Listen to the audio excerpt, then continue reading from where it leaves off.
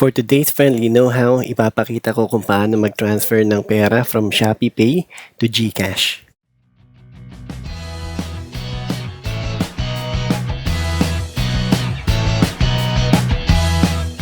In this channel pala, I'm creating videos about helpful tips and basic how-tos. Help me promote my channel by liking and subscribing. Open your Shopee app. And nga pala, these steps is only for verified Shopee users. Click on Cash In for free. And dito lalabas ang total balance mo sa ShopeePay. Click on Send Money.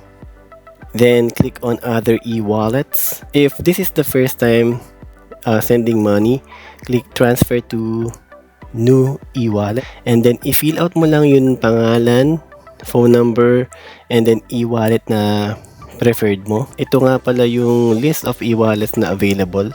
So you have a reference, GCash, Coins,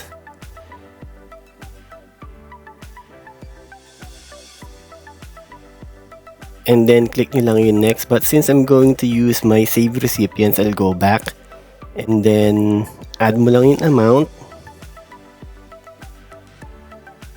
Please be reminded na may 15 pesos admin fee nga pala itong pagpapadala, and then click next.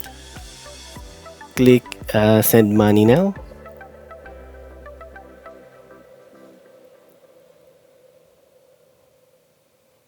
And there you go, just like that, I was able to send ShopeePay through GCash.